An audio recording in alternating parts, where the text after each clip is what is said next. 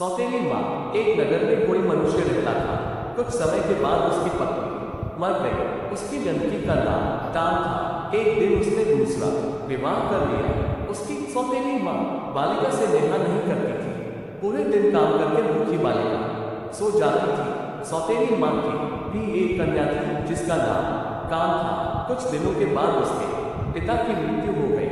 अब तो टाम नामक कन्या की दुर्दशा हुई लगी। यद्यपि पिता का एक विशाल भवन था, किंतु बालिकाएं छोटे से कमरे में रहती। अन्य कक्षों में वो प्रवेश भी नहीं कर सकती थी। घर का सारा काम भी वही करती थी। सारा काम करने से वो कमजोर हो गई थी, परंतु किसी को कुछ भी नहीं कहती थी। एक दिन सौतेली माँ ने उसे लेकर लेने वन को भेजा। उसने विचार किया, अच्छा होता यदि इसे कोई भेड़िया खा जाता, लेकिन मारने वाले से बचाने वाला बलवान होता है। सौतेली माँ के डर का एक कारण यह भी था कि टाम नामक कन्या सुंदर होती जा रही थी। एक दिन सौतेली माँ ने दोनों कन्याओं को कहा, गांव के तालाब से मछलियां पकड़कर लाओ। जो अधिक मछलियां नहीं लाएगी उसे रात्रि में भोजन नहीं मिलेगा। टाम नामक बालिका ने विचार किया, यह नियम केवल मेरे लिए लागू होगा। उसने प्रातःकाल से शाम तक अपनी टोकरी मछलियों से भर ली। भरी हुई टोकरी देखकर काम नामक बालिका ने कहा, बहन, तेरे मुख पर धूल लगी है, इस सरोवर में स्नान क्यों नहीं कर लेती। जब काम स्नान कर गई तब काम उसकी मछलियों से भरी टोकरी लेकर घर की ओर चल पड़ी। काम विलाप करने लगी। कुछ समय बाद सरोवर से जलपरी निकली। उसने विलाप का कारण पूछा। बालिका ने सारा वृत्तांत कह सुनाया। जलपरी ने कहा, हे पुत्री, शोक मत कर, तेरी टोकरी में मैंने सुनहरी मछली डाल दी है। तू उसे अपने घर के पास वाले में डाल दे, वो तुम्हारी मन की इच्छा पूर्ण करेगी। उसने वैसा ही किया। वो मछली प्रतिदिन उसके साथ बातें करती थी। सौतेली माँ को शंका हुई। उसने टाम नामक बालिका को एक दिन बाहर भेज दिया।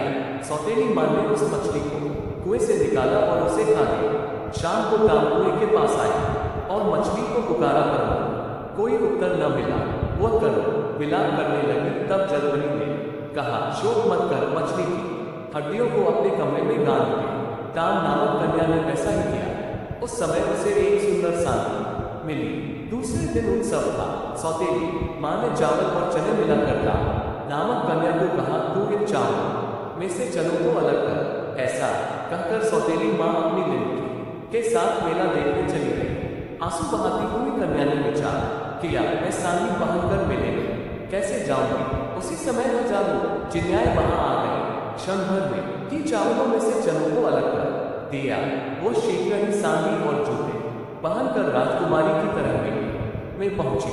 उसे आई देखकर का नामक बालिका ने माँ के कान में कहा, यह बालिका जो राजकुमारी जैसी लग रही है, क्या यही टाम है। सौतेली माँ को देखकर टाम नामक बालिका भय के कारण भागने लगी। उसका एक जूता वहीं गिर पड़ा।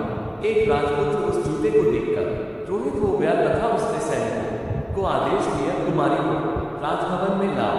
सैनिक ढूंढकर उसे वहां ले आए। सुंदरी बालिका को देखकर राजपुत्र ने उसे महारानी बना दिया।